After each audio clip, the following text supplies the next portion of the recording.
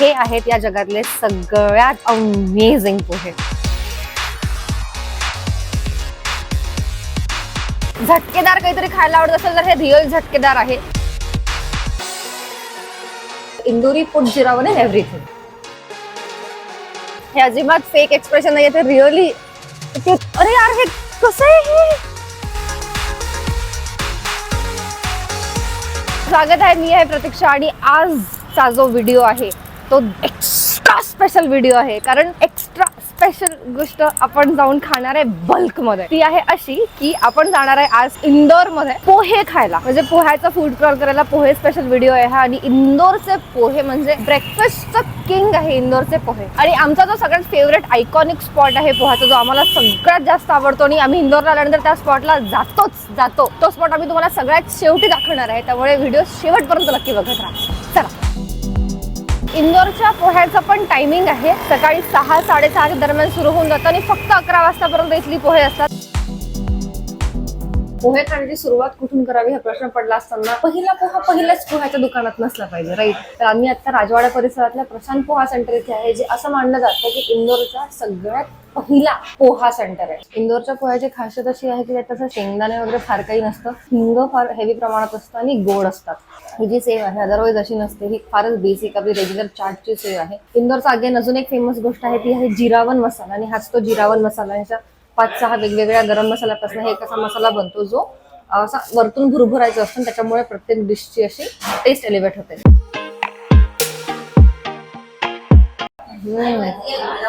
Wow, legendary, yummy. Marathi माणसाने सुरू केलेलं मराठी माणसांचं दुकान आहे. ऑडियन्स पण बऱ्यापैकी सगळी मराठीच आहे, त्यामुळे तुम्ही मराठी भाषेचा सर्रास वापर करू शकता.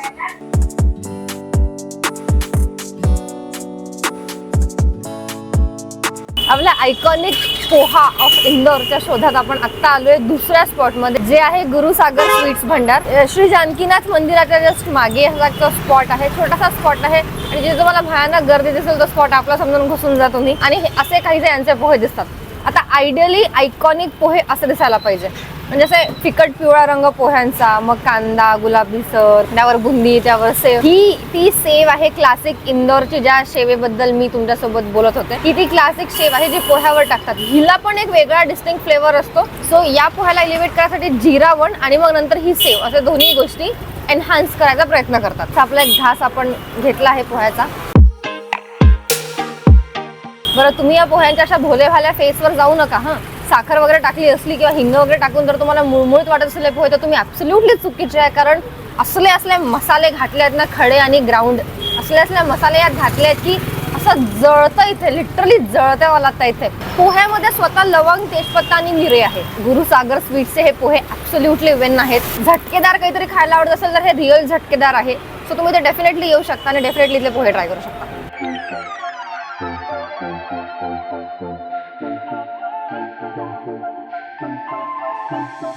पोह्यावर दही टाकून खायची हिंमत मी आजपर्यंत नाही केली आहे. आणि मला माझ्या पोह्यावर दही टाकून देण्याची हिंमत पण कोणी आजपर्यंत केली नाहीये, जी केली आहे हेड साबनी. करेक्ट, आपण आता आलोय हेड साबचे पोहे खायला. आणि हे पोहे आतापर्यंतच्या खाल्लेल्या सगळ्या पोह्यांमध्ये वेगळे आहे. आणि तुम्ही रादर या व्हिडिओमध्ये हा एकमेव द्वितीय पोहा आहे जो तुम्ही हात दिसाल. तो याला रस्सा आहे, आत सेव आहे. दोन्ही प्रकारच्या आपल्या बेसिक शेव आणि बेसिक इंदोरी जी आपली रेग्युलर शेव असते ती. खाली पोहे असावे आणि वर दही आहे. रस्सा जर तुम्ही विचार कशाचा आहे तर छोले आणि वाटाण्याचा रस्सा आहे. Not a very big fan of pohe आणि उसळ कॅटेगरी, त्यामुळे मला नागपूरचे तर्री पोहे पण इतके फार आवडत नाही. मला बेसिक पोहे आवडतात.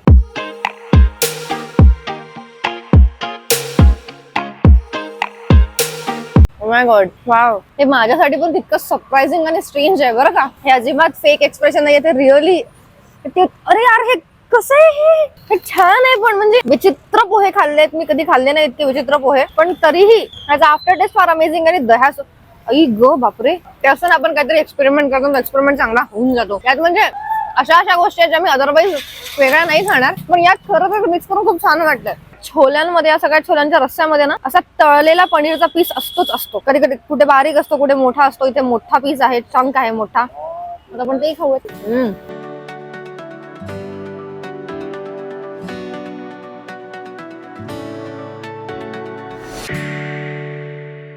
या पोह्यासाठी आम्ही जवळपास एक 4 किलोमीटर तरी प्रवास करून इंदोरच्या बाहेर आलोय. बाहेर म्हणजे इंदोर मध्येच आहे, पण जसे आउटस्कर्ट्स मध्ये जे वस्त्या तयार असतात ना, तिथे आहे हे सैनी उसळ पोहा, जिथे आपण आता आलो आहे. आणि हा असा एक भरलेला त्यांनी मोठा असा प्लेट आपल्याला दिलाय. मला फक्त एकच इश्यू आहे अशा टाईपच्या उसळ पोह्यांसोबतचा, तो असा की हे बघा, असं एकदम पाणी असं भरलेलं असतं एंड पर्यंत, इथेपर्यंत असं पाणी भरलेलं असतं. त्यामुळे हे जे बिचारे पोहे आहेत ना आपले, ते सॉगी होऊन जातात आणि मग नंतर तो असा लगदा उरतो पोह्यांचा. ज्यांच्या तर्रीचं एक वैशिष्ट्य आहे ते असं की आपण कसं जेव्हा नागपूरमध्ये युजली जेव्हा तुम्हाला तर्री पोहा सर्व करतो तेव्हा ते टमाटरचं एक पीस देतात, तर्रीमध्ये टमाटर देतात. सो यांच्याकडे असं आहे की इट इज कंपल्सरी की ते तुम्हाला एक पनीरचा पीस देतील तर्री सोबत. प्रत्येक पोह्यामध्ये एक पनीरचा पीस कंपल्सरी असतो.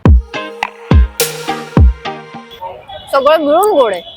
I don't know how somehow they managed to make masala also good. So I really have a question about that. पण अदरवाईज छान पोहे आहेत, बेसिक पोहे आहेत, छान आहेत.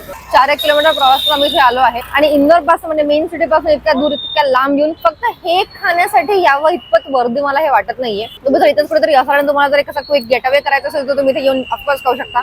जर तुम्ही इंदोर मध्ये असाल तर तिथनं इथे येऊन म्हणजे आउटस्कर्ट्सला येऊन खावं इतपत हे वर्दी डेफिनेटली नाहीये. ऑन दिस नोट आता मी तुम्हाला घेऊन चालणार आहे माझ्या बेस्टेस्ट मोस्टेस्ट फेवरेट पोहा स्पॉट मध्ये, जे अगेन इंदोरच्या मेन सिटी मध्येच आहे आणि आय लव्ह इट.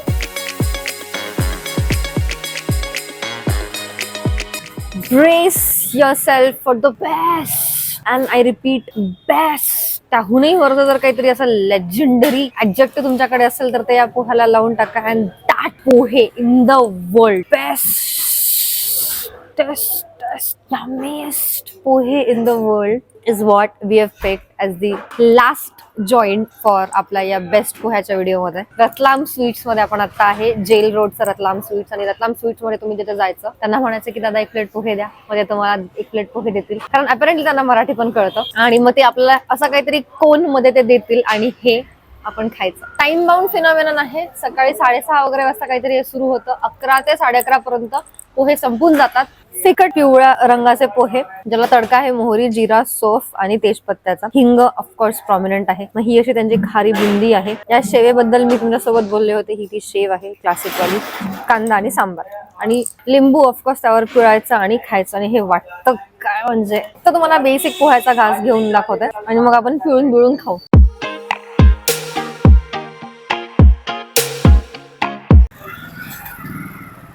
वाव. हिंग आणि साखर एकत्र येऊन काय कमाल मज्जा आणतात या पोह्यामध्ये. म्हणजे मी खरं तर तुम्हाला शब्दात आता सांगणं एक्स्ट्रीमली चुकीचं राहील की हे किती delicious pohe.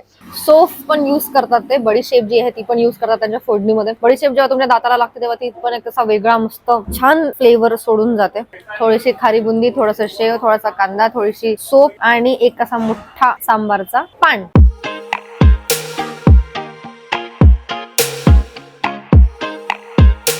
I love this. This is the best pohe in the world. याहून मी काहीच नाही बोलू शकत.